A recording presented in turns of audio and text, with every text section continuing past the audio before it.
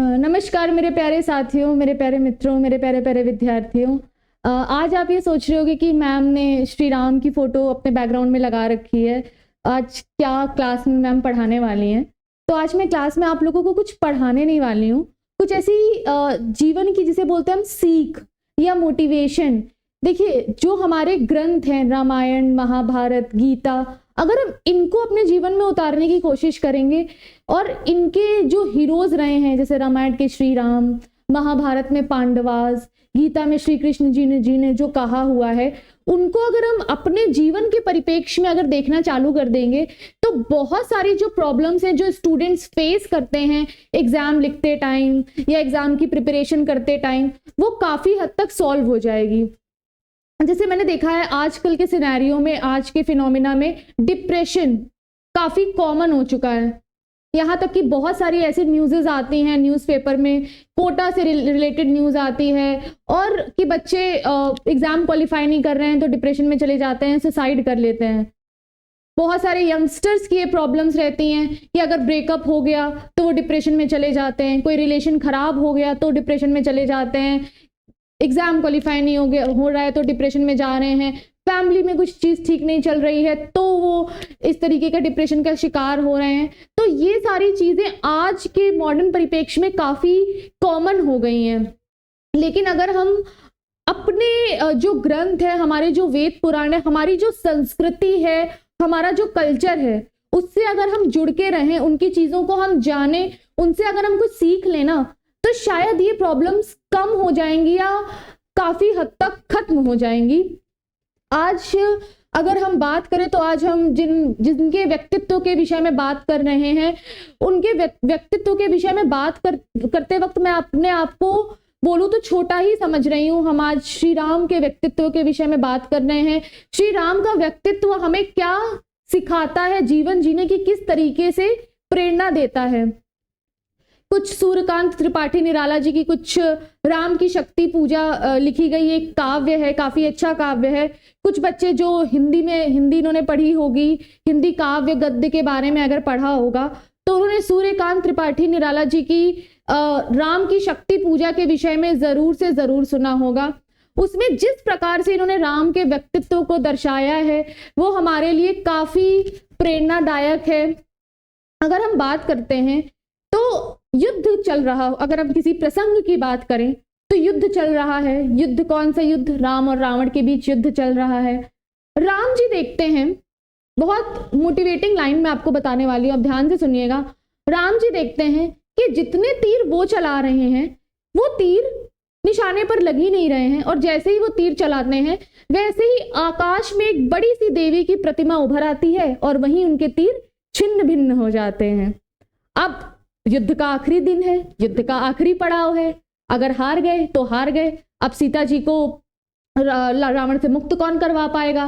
राम जी बहुत हताश हो जाते हैं, आ करके बैठ जाते हैं। अब राम जी को हताश देख करके, सेना के सेना नायक को हताश देख करके कोई भी दुखी हो जाएगा। सारे जो सेना में वानर होते हैं, हनुमान जी, लक्ष्मण जी, सब बहुत हताश हो जाते हैं। तो विभीषण जी राम जी से बोलते हैं कि रावण काफी तपस्वी और काफी बुद्धिमान व्यक्ति था। रावण ने शक्ति की पूजा करके शक्ति को अपने साथ कर लिया था। अब समझिए, अब आप खुद दिमाग लगाइए कि कितनी गहन और विपरीत परिस्थिति है।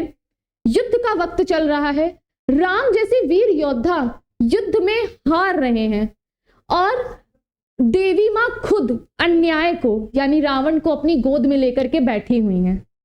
समझ रहे हैं? जीवन मतलब एक ऐसे व्यक्तित्व जिनको हम अपने जीवन का आधार मानते हैं, वो हताश होकर के बैठे हुए हैं, हताश हो जाते हैं। विभीषण जी आते हैं, विभीषण जी उनको समझाते हैं कि आप हताश मत होइए प्रभु, आप भी शक्ति को मनाने की कोशिश करिए, आप भी पूजा करिए, उनको मनाइए कि वो आपके साथ हो जाए, आपको वरदान दे दें। राम जी मान जाते हैं। राम जी कहते ठीक है, चलो इतना मैंने जीवन भर सहा है, जीवन भर परेशानियां सही हैं, चलो ये भी करके देखते हैं, शक्ति को मना लेते हैं। भले शक्ति अन्याय को अपनी गोद में लेकर के बैठी हुई है, फिर भी हम चलो शक्ति को मनाने की प्रयत्न करते हैं।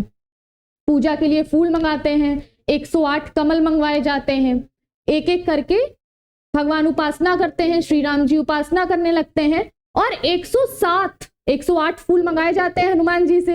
हनुमान जी को निर्देश दिया जाता है कि 108 फूल तो लाने हैं, उससे कम नहीं लाने हैं। 107 फूलों को वो चढ़ा देते हैं, अर्पण कर लेते हैं। जैसे ही 107 फूल वो चढ़ा देते हैं, वैसे ही देवी माँ प्रकट हो जाती हैं। लेकिन देवी माँ क्या करती हैं कि उनके साथ थोड़ा सा उनकी परीक्षा लेती हैं। जैसे हम लोगों की जब हम सफल होने लगते हैं या जब हम लोग किसी लक्ष्य को पाने लगते हैं, तो बीच बीच में कई विपदाएं आती हैं हमारे जीवन में, जिनको या तो हम पार करके सफल हो सकते हैं या तो हम हताश होकर के अपने लक्ष्य से दूर हो सकते हैं। देवी जी चुपचाप से वो कमल उठाती हैं और छुपा लेती हैं। अब राम जी 108वां कमल अर्पित करने वाले होते हैं देवी जी को, लेकिन अब तो वो कमल है नहीं। राम जी हताश हो जाते हैं कि अब पूजा से कैसे उठे, पूजा से उठ नहीं सकते, पूजा से उठ जाएंगे तो मेरा इतना तप भंग हो जाएगा, तप भंग हो जाएगा तो मैं तो युद्ध में हार ही जाऊंगा।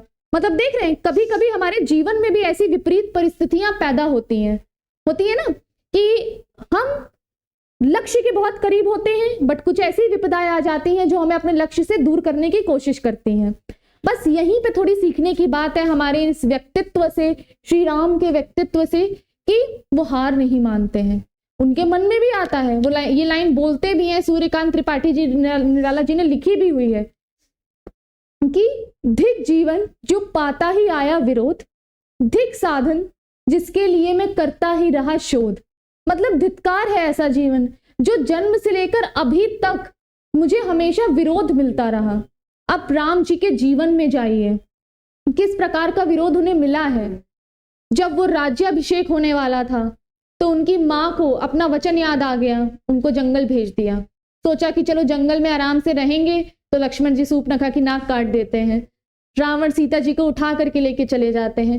पूरा जीवन उनका विरोध सहता हुआ आया, धिक साधन जिसके लिए करता ही रहा शोध। लेकिन राम जी वहां हताश नहीं होते हैं। यहां से हमें क्या सीख मिलती है कि परिस्थितियां कितनी भी विपरीत हों, हमें हताश नहीं होना है।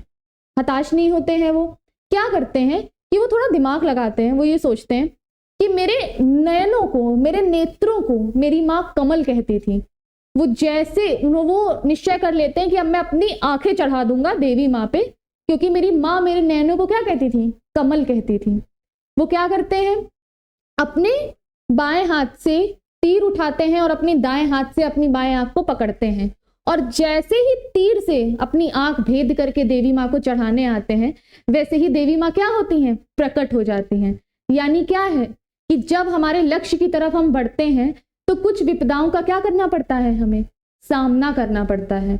और अगर हम उन विपदाओं के सामने सीना तान के खड़े हो जाएंगे ना, तो वो विपदाएं भी हमारे आगे हाथ जोड़कर खड़ी हो जाएंगी और हम अपने लक्ष्य को प्राप्त कर लेंगे। वैसे ही देवी माँ प्रकट हो जाएंगी। तभी सूर्यकांत त्रिपाठी निराला जी ने लाइन लिखी है कि हुआ भेदने को दृग जब दृढ़ निश्चय, जब आंख भेदने को दृढ़ निश्चय हुआ, कापा ब्रह्मांड हुआ देवी का त्वरित उदय। देवी जी वैसे ही आ गई। हुआ भेदने को जब दृग का दृढ़ निश्चय, कापा ब्रह्मांड हुआ देवी का त्वरित उदय। साधु साधु साधक धीर, धर्म धन्य धन्य राम, कह लिया भगवती ने राघव का हस्त थाम। मतलब भगवती जी प्रकट हो जाती हैं उनके सामने और क्या बोलती हैं, होगी जय पुरुषोत्तम नवीन, होगी जय। मतलब उनको वो आशीर्वाद दे देती हैं कि इस युद्ध में आपकी जय होगी। तो ये जो हमारा रामनवमी का अवसर है, ये जो हमारा विजयादशमी का अवसर है, ये जो हमारा राम का व्यक्तित्व है, इससे हमें ये प्रेरणा मिलती है कि जीवन में आजीवन हमें कितनी भी विपदाओं का सामना करना पड़े, लेकिन हमें हार नहीं माननी है। हमें क्या नहीं करना है, हार नहीं माननी है। जब हम हार नहीं मानेंगे ना, तो विपदाएं भी हमारे आगे हाथ जोड़ करके खड़ी हो जाएंगी। तो आप पढ़ते हो, आप लोग स्टूडेंट्स हो, अपने जीवन में ये उतारिए कि हमारे जो धार्मिक ग्रंथ है, रामायण महाभारत हो गए, गीता, इनको जरूर रीड करिए। इससे आपको एक मोटिवेशन मिलेगा और आपकी जो डिप्रेशन, एंजाइटी, ऐसी जो समस्याएं हैं वो नहीं होंगी। तो चलिए, नमस्कार। और कैसा लगा आपको ये प्रसंग, प्लीज कमेंट सेक्शन में जरूर बताएं।